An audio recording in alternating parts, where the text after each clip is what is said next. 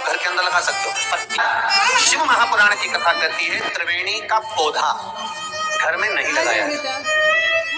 कई लोग इतने चतुर होते हैं कि घर में त्रिवेणी लगा लेते हैं कि गमले में आंवला लगा लिया, पीपल लगा लिया, बड़ लगा लिया। तो ये त्रिवेणी का जो पौधा होता है ये बाहर होना चाहिए, घर के अंदर नहीं होना चाहिए। हाँ, आंवले का पेड़ आप अलग से लगा लो, चल जाएगा। पीपल का पौधा छोटा लगाओगे, थोड़ा समय तक, जब तक पीपल बड़ा ना हो, तुम्हारे सिर पर छाया ना ही हो, तब तक तो आप घर के अंदर लगा सकते हो। पर पीपल बड़ा हो जाए, उसकी छाया आपके सिर पर आने लगे तो उस पीपल को घर में नहीं रखना, उसको बाहर लगा। आंवले का पौधा छोड़ आपको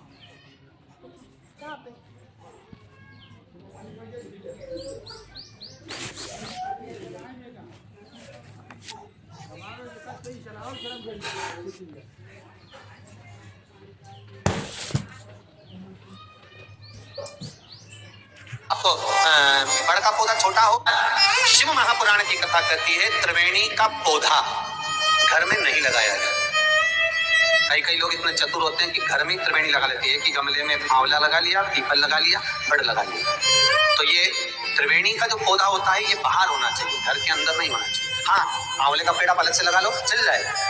पीपल का पौधा छोटा लगाओगे, थोड़ा समय तक, जब तक पीपल बड़ा ना हो, तुम्हारे सिर पर छाया ना ही हो, तब तक तो आप घर के अंदर लगा सकते हो। पर पीपल बड़ा हो जाए, उसकी छाया आपके सिर पर आने लगे तो उस पीपल को घर में नहीं रखना, उसको बाहर लगा।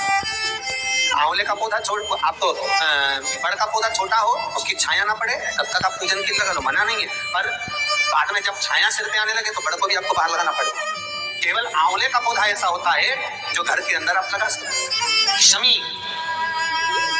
शमी का पौधा घर में लगा सकते, पर शमी का पौधा भी जब बड़पन में आ जाए, बड़ा हो जाए, तब उसको भी हटाना पड़ेगा।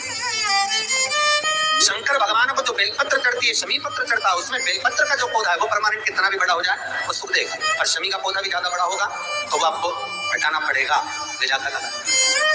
छोटा है पर निवेदन है कि बड़, पीपल और आंवले की त्रिवेणी आप गमले के अंदर ना बनाएं।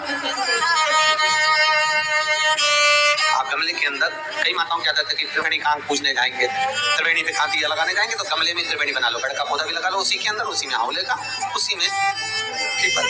वो शिव महापुराण वर्णन है त्रिवेणी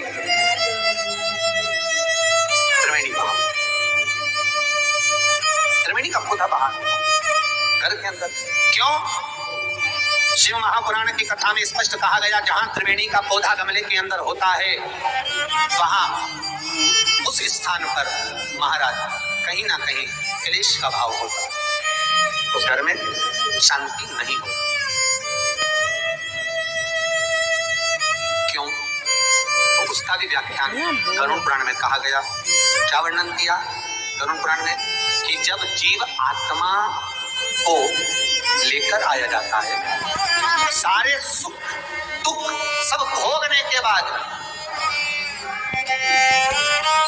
कुछ समय के लिए उसको पितृलोक में जब लाया जाता है, तब पितृलोक में आने का जो प्रवेश द्वार है, उस द्वार में जब जीवात्मा सारे दुख भोग कर, तकलीफ भोग कर वो जीवात्मा जब प्रवेश करती है तो उसको लगता है कि यहाँ पर फिर मुझे कहीं तकलीफ का अनुभव होगा, तो वो अंदर प्रवेश नहीं करती है।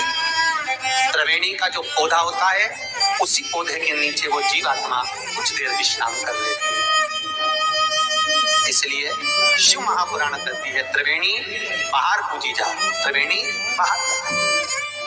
और त्रिवेणी का पौधा घर के अंदर गमले में रहेगा। जीवात्माओं को जैसे दुख का भान होता है तो विश्रांति लेते हैं, तो आहूत पितर वासु जो प्रेत योनि में भटकने वाले भी जीव होते हैं वो त्रिवेणी के नीचे कुछ समय के लिए विश्राम लेते हैं। विश्राम महाराज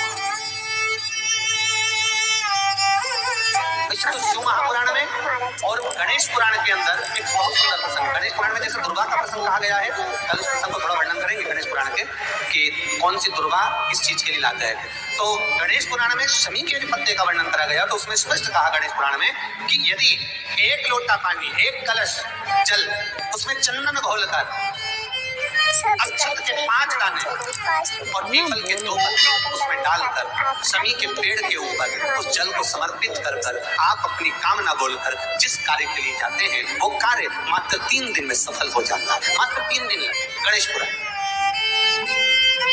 शमी पत्र का, शमी का जो पौधा आपको कहा था बेलपत्री माता पार्वती के नैनश्रू से प्रकट हुई, रुद्राक्ष का पौधा शंकर भगवान के नैनश्रू से प्रकट हुआ, और शमी का जो पौधा है वो उमा और महेश, माता पार्वती का जो एक अवतार हुआ था उमा अवतार, तो माता पार्वती जो 52 अवतार माता पार्वती के हुए उसमें एक अवतार माता पार्वती का उमा अवतार है, तो उमा अवतार जब माता पार्वती का हुआ था तो उसके साथ में शंकर भगवान को महेश्वर अवतार लेना पड़ा।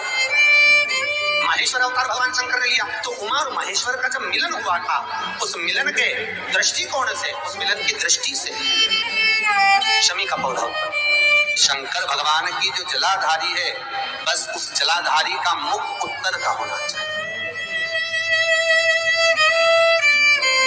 घर में भी अगर शंकर भगवान का शिवलिंग रखते हैं अपन तो शंकर जी की जो जलाधारी का मुख होता है वो उत्तर का होना चाहिए। उत्तर।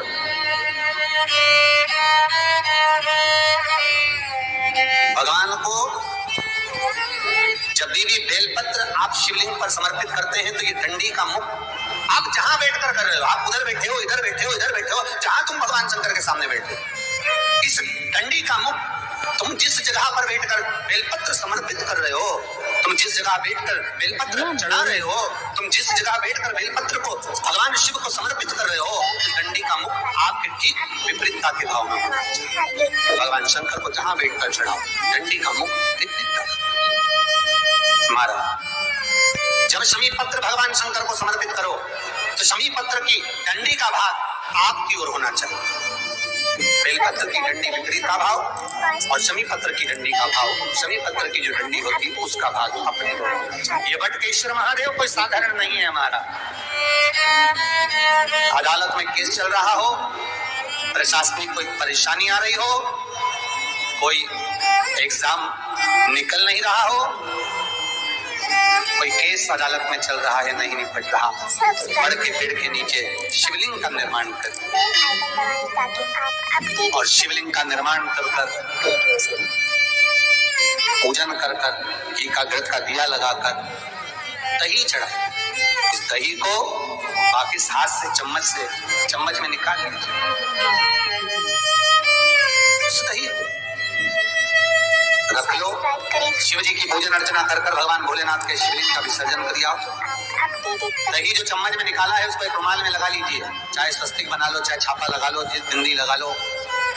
उस रुमाल को जिस एग्जाम में बैठे हो उसमें जेब में रखकर ले जाइए, अदालत जा रहे हो तो उसको अपनी जेब में रखकर लेकर जाइए। महाराज बटकेश्वर महादेव का पूजन, बटकेश्वर महादेव का स्मरण, बटकेश्वर महादेव की आराधना, बटकेश्वर महादेव का नाम जाप, बटकेश्वर महादेव की अर्चना फल दे। बटकेश्वर सुख प्रदान करती है, आपके जीवन का आनंद प्रदान कर दे, आपके जीवन का आनंद मिल दे।